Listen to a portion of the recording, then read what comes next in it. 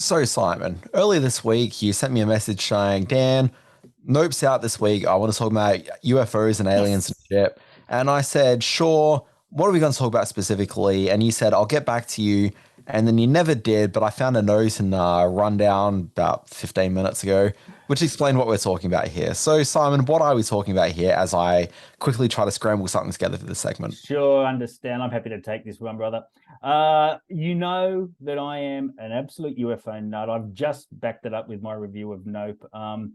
I'm calling this one UFOs and Aliens. They Walk Among Us. Film and TV has pondered the existence of extraterrestrial life since cameras began rolling. With Nope reworking the alien experience for a new generation, we fill this week's middle bit with the best and maybe worst of aliens and UFO lore on our big and small screen. It's been a go-to for filmmakers and storytellers forever, from when they were back painting on the side of caves to the very biggest budgeted of all films. So I'm happy to talk about UFOs and aliens on screens everywhere.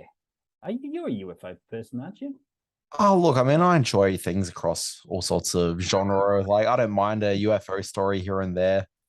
Look, we certainly can't deny that you know, I'm coming from a point of my favorite movie of all time being Close Encounters of the Third Kind. So this is a movie that deeply impacted me, obviously left some kind of effect on me because I've been nuts about the UFO phenomenon. And over the last few years, where documentaries and podcasts have been thrown up in my face everywhere I turn about this topic, you've got to pick your material very carefully because there's some real crazies out there. Okay, well, can I ask this question? Yes. If okay, so without doing a Simon Foster and naming every movie that's ever been made, if I was to ask you what is one good underrated movie that's about aliens and UFO culture, Yeah. what would you pick? All right. Oh, okay. I am going to say The Vast of Night. Okay, that was an Amazon Prime film from about 2 to 3 years ago, which is 2019. that's in the 1950s in, is it in New Mexico? Yes, it is. It's very near to a certain famous UFO vicinity, if you know what I mean. Roswell. And yeah, The Vast of Night is this extraordinarily well made, very excitingly told story of a small town population who get caught up in what may or may not be visitations in the night. And it is just extraordinarily well directed. And so a lot of people don't know about The Vast of Night. It came out of the film festival circuit, but was picked up very early on by Amazon and went straight to the small screen. And I have always wanted to program it as part of my festival because I'd love to see the way this film looks on the big screen. It's So pretty good. yes, I think the first like 30, 40 minutes of it are incredibly compelling, and then it yeah, loses puff a little bit, but like it's good. yeah. It opened and it holds a special place for me because it was one. I think it was one of the very first things we reviewed on this podcast or talked about on the podcast. But Yeah, it's it's possible. it's it opens with this amazing tracking shot, which goes on for like 6 or 7 minutes, which is quite beautiful. Um, I obviously aliens have been part of film culture for a long time. You can't talk about this sort of stuff without talking about ET or The Abyss or Starman. Um, Signs was the other film. Signs is a movie, an M. Night Shyamalan movie that a lot of people are comparing Note to and favorably to. If you just want to talk about the alien abduction experience, do watch the adaptation of Whitley Strieber's book Communion. The film stars Christopher Walken. It is a nutty film, but it is a compelling film to watch. And Mila Jovovich made a movie called The Fourth Kind, which also looked at alien abduction, which did so in a pretty terrifying way.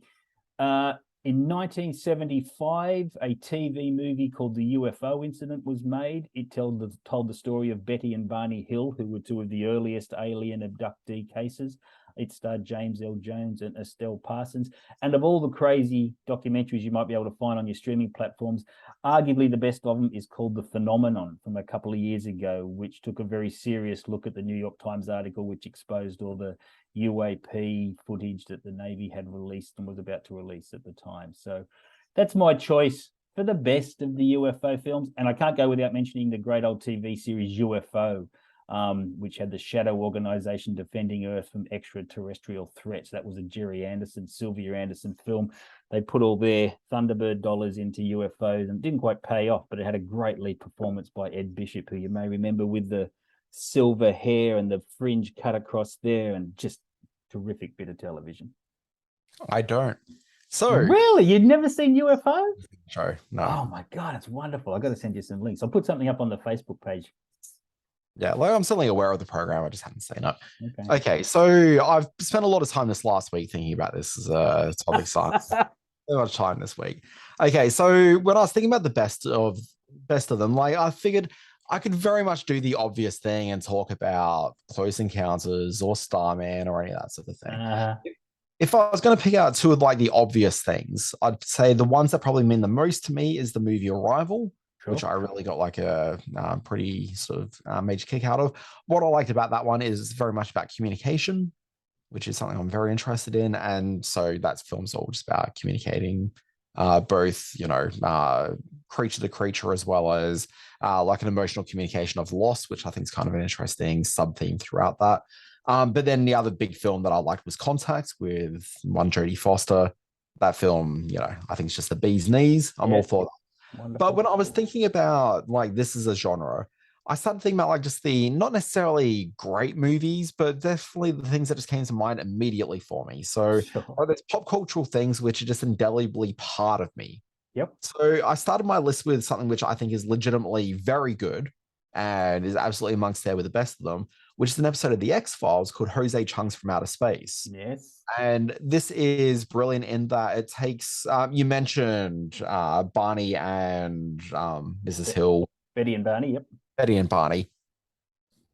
The thing with them is that they were amongst the first in sort of UFO lore to be hypnotized and to be able to present their story. But what they do with their story is that not they, but in terms of the world, when we've heard the story and what they sort of revealed under hypnosis, is that there's so many other things that could have happened in their lives that have contributed to that. So there's this idea that they could have pulled episodes of the Twilight Zone and grabbed parts of that and sort of mixed it into the mythology that they're telling. But also it was partly Barney Hill was pulling bits about like World War II and the mass genocide of Jewish people being drawn into it, and like it was a sort of medical like aspect of it all, and it's just kind of pulling from the world and pulling it together. What's fun about this X-Files episode is it kind of does the same thing, and it really explores the way that people's mind and memory are shaped by all these things around and what they believe is a story of violation. And further to that, the way that people create a context to be able to just wave away anything that's like slightly uncomfortable about the reality of what people are believing happened to them.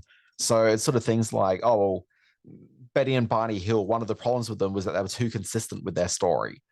Okay. But then you hear about other people who had sort of, just odd aspects to their like UFO encounter story. So Jose Chung's From Outer Space kind of comes up with reasons to why that's the case. And it just explores it in a really funny, witty, but also really poignant way. It's a really great hour of TV. It really is. And the X-Files guys, Chris Carter and the team, took on, alien lore and alien culture, obviously quite a bit in the show, but always did it from an informed, but occasionally irreverent point of view, which was wonderful. Yeah, anyway, the rest of my list are just like the dumb things that I watched as a kid that I think about all the time in terms of. We're going to be here a while, folks. Settle in. Okay, so I'm going to start with the greatest of them all, Flight of the Navigator. Terrible movie, but I was sort of like it came out in say 1986-ish, and I was a 6-year-old. Like this was my jam entirely. You know what? It always felt like a terrible movie to me. I've never watched it. I've never seen Flight of the Navigator. Even through the whole VHS years, it was everywhere, and I've just never got around to it because it had that kind of a stink about it. Yeah, it's just a kid's VHS film. Like it's fine. Yeah. I loved it as a kid. Mac and Me, terrible movie. Loved it as a kid. Loved it. I've got that on my worst of. Some of the worst movies ever made are alien films, and I've got a couple more. And Mac of Me was definitely on the list. It is an awful movie, completely paid for and sponsored by McDonald's. Yep.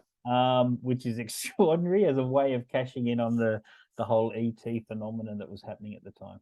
This film was watched so much in my household as a kid. Oh, I would dare suggest that I've got fonder memories of this than ET, which I've seen maybe once in my life. oh my God. It's such And a then bad film. two absolute classic TV series, Mork and Mindy, starring the great Robin Williams and the even greater Pam Dawber. Ching, yep, you're absolutely right. Good Yeah. call. And then also a little TV series called Alf. Alien life form. You're Yeah. absolutely right. Yeah, yeah. Yeah. Again, I think it's kind of just a bit rude that they never refer to him by his actual alien name. Instead, it's always the name that us as humans gave him, which he seems to respond to. What's his actual name? Oh, Simon. Jerry? Was it Jerry? Look, as we all know from the animated series Alf, the animated series, his name was Gordon Shumway. Gordon Shumway, of course it was. Yes, I did know that. And there's something very offensive about the fact that the viewers all call him Alf, the Tanner family, they all call him Alf, but his name's not Alf, it's Gordon Shumway. We should show some respect. Should be Mr. Shumway. The show should have been called Mr. Shumway. We can't let this middle bit go without mentioning that the UFO/alien genre has also offered up Plan 9 from Outer Space and Santa Claus Conquers the Martians. So two of arguably the worst films ever made. Actually, Plan 9's not that bad, but well played, alien UFO genre. You managed to get some bad films in there as well. So that was the middle bit.